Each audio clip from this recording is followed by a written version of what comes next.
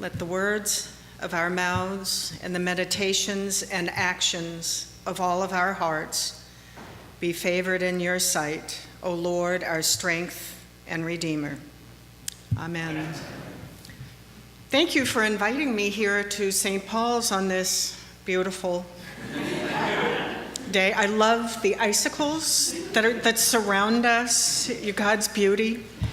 And I tell you, standing here in my Ghanaian smock is kind of a contrast to that today. And I will get to that later. First, I want to thank you for being so engaged with Episcopal Relief and Development. I feel like I'm preaching to the choir. Of course, I do see a lot of choir robes. But I feel like I'm preaching to the choir because you are engaged. But I hope that this morning I can help you see deeper what it is that we do. And whenever I hear the words, you're here for Episcopal Relief and Development, it just warms my heart because I am so blessed to be a part of this organization that I truly believe in. As a kid, it was the Presiding Bishops Fund, and my grandfather happened to be the presiding bishop long before I was born. And I can remember trotting up on the tile floor in my party shoes up to the big wooden cross that we would put our mite boxes in at the end of Lent. And I always thought all those coins that I collected went to my grandfather. Even though I knew he was dead and gone. But, kids don't question those things, right? So, anyway, Episcopal Relief and Development is a compassionate response of the Episcopal Church to human suffering.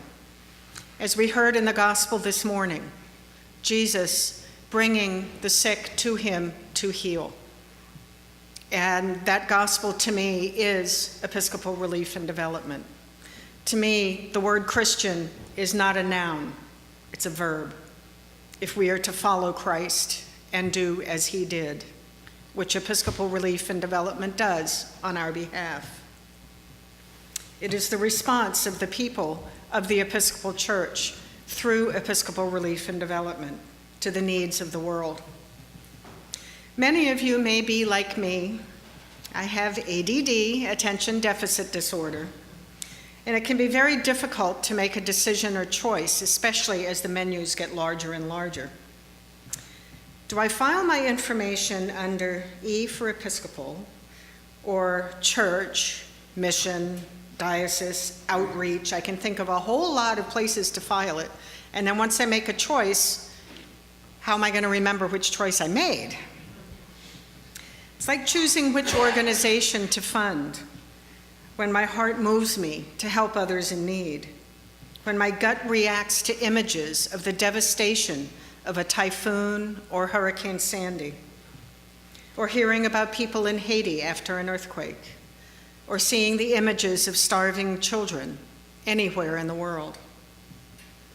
The Red Cross and UNICEF, etc., are fabulous organizations, and I'm not saying not to give to them, but I hope to give you some good reasons to choose Episcopal Relief and Development, which I know you know how to do here. First of all, it is our church at work in the world on our behalf. And they are unusual for a nonprofit.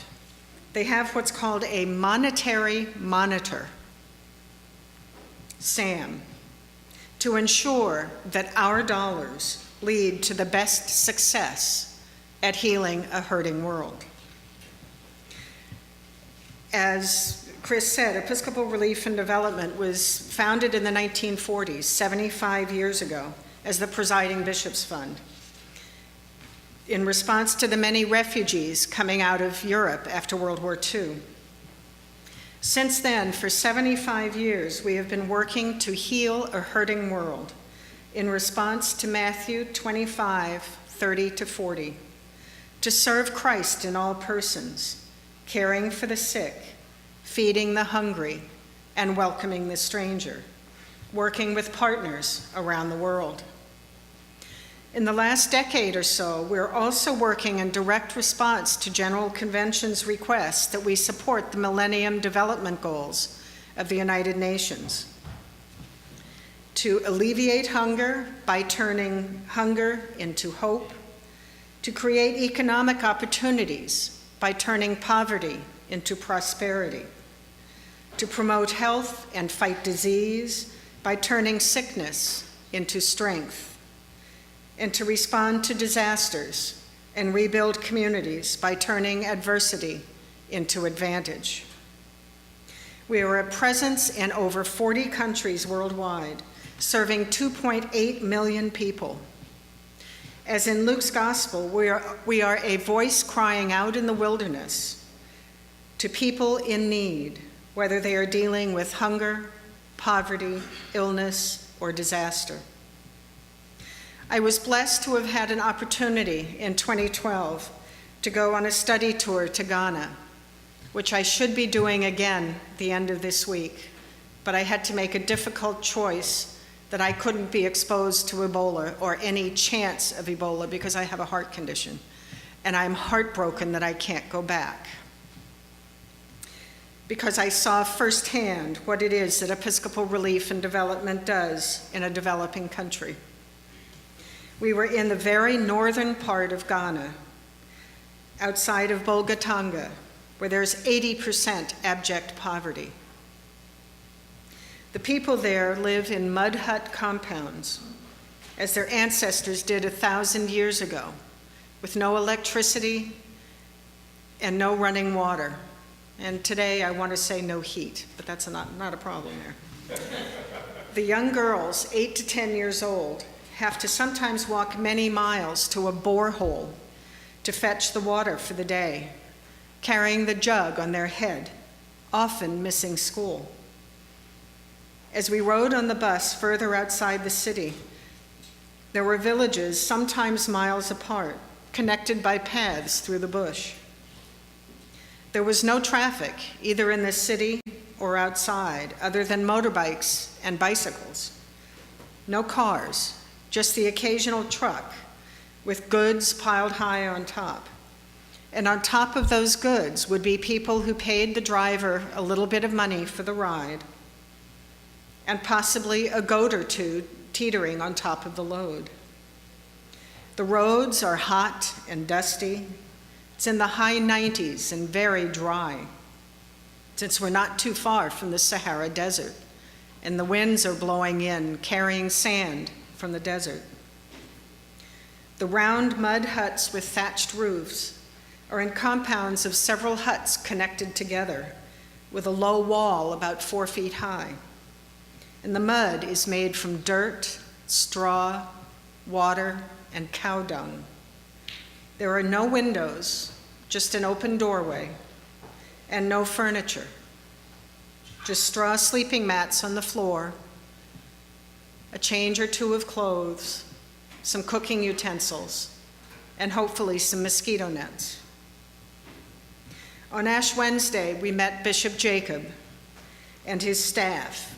They are the workers of ADRO, our partner in the area, the Anglican Diocesan Development and Relief Organization. And they do just that, bringing good news to the poor and oppressed, as from Luke 4:18.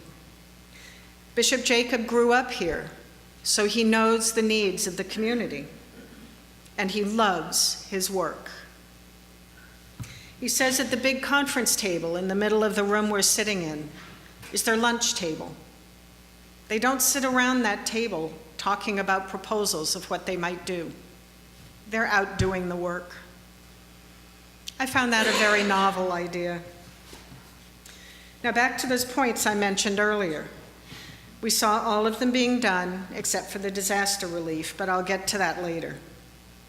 We saw many ways in which ADRO improves people's lives, such as a children's home next to the bishop's office for children whose mothers died in childbirth. The local understanding is that the baby is evil for killing its mother in childbirth. They feed, nurture, and educate the children and require that family members visit often, where they learn that it was not the baby's fault. And after about 5 years, that baby will be able to go home and live with its family. I saw one little girl around 2 years old sitting on her grandmother's lap, sucking her thumb in exactly the same pose as my then 2-year-old granddaughter Anna, with her very blonde curls surrounding her head. 6 degrees of separation. That really showed me that I'm home. We visited a program where disabled people learn to make baskets, so they are seen as productive members of society rather than outcasts. Children go out into the bush to collect straw for them to make the baskets. We met Monica, who was sitting on the ground because her legs are paralyzed.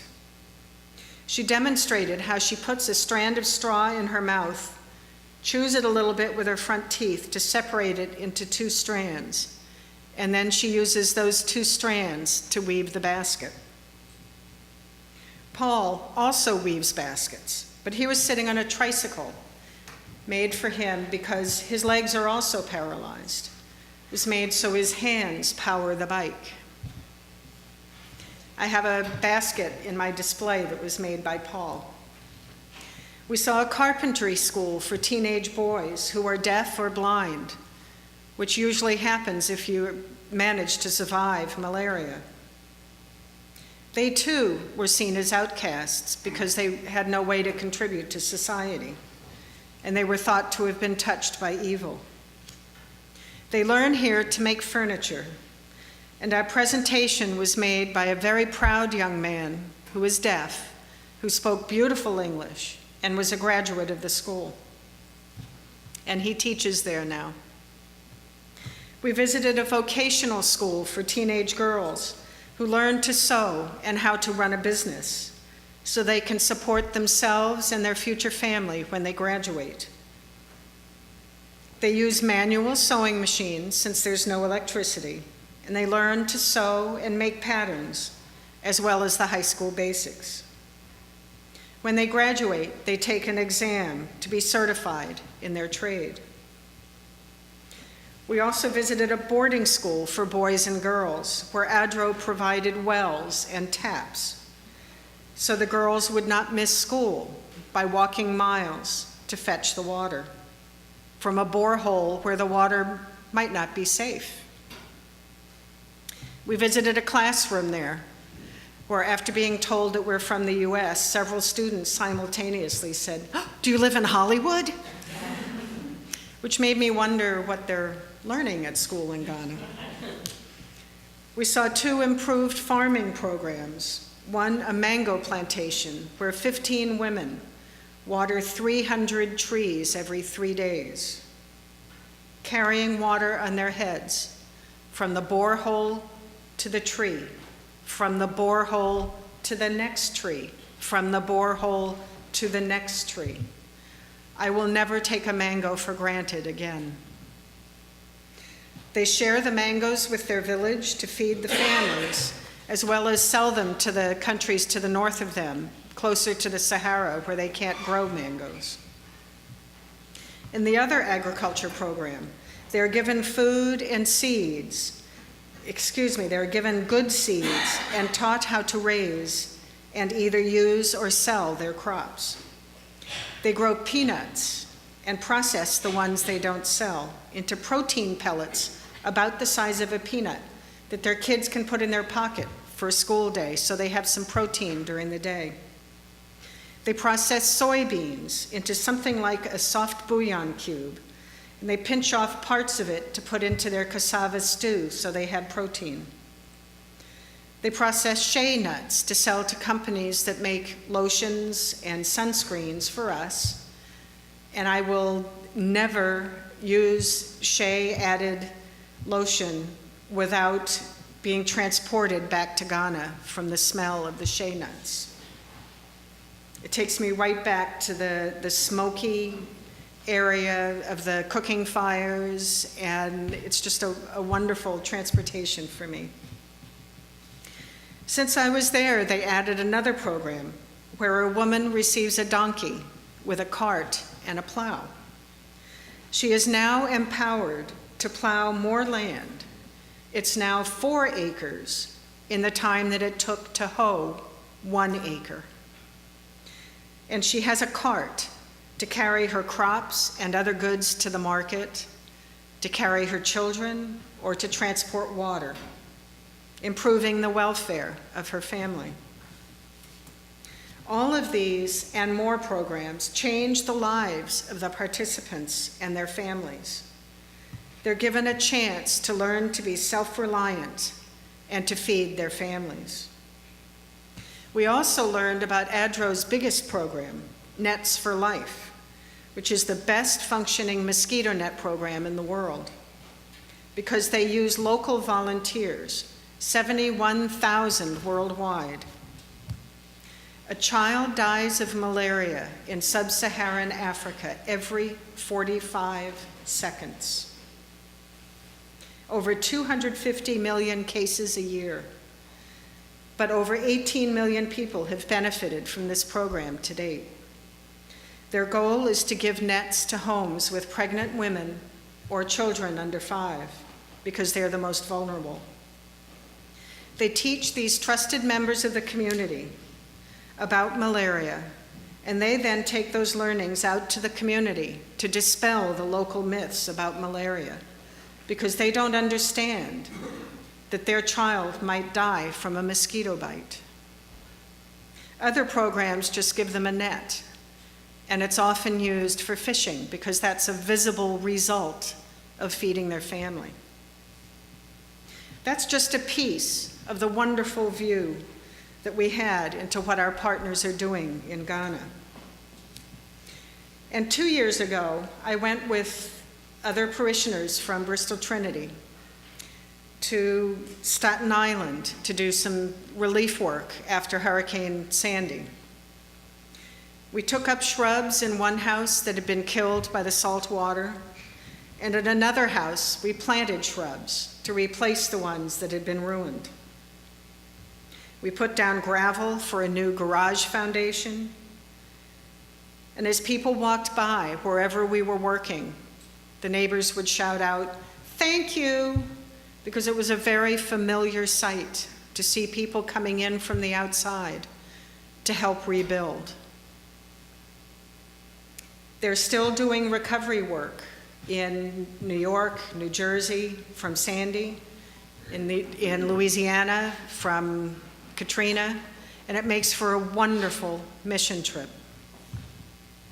This is just a piece of what is being done worldwide, and in the video that I brought, you'll see more. The Episcopal Church at work, healing a hurting world. We are all charged in our baptismal covenant to seek and serve all persons, loving our neighbor as ourselves, and to strive for justice and peace, respecting the dignity of every human being. Episcopal Relief and Development is our church at work in the world, one way in which we may live into our baptismal covenant by helping them. We can donate, either online, or I have some envelopes with me, drinking their coffee or tea. It used to be Bishop's Blend. They're in the process of changing that. And if we serve their coffee and tea during our coffee hour, every cup of coffee that we serve is helping to heal the world. We can buy a well or an animal from the Gifts for Life catalog in honor as a gift for a loved one. We can also keep them in our daily prayers, both the people who do the work and the people who receive the benefit. And while we were here today in church for, say, an hour, 60 children will have died in sub-Saharan Africa of malaria. And another 60 if we're here for an hour or so for coffee hour and to see the video and have discussion. What can we do to help? Some parishes have a basket at the doorway to the church, so you can empty your pockets of loose change every Sunday. So there's a continual gathering. But you guys know how to do it, and I thank you for that. All things come of thee, O Lord, and of thine own have we given thee. Amen.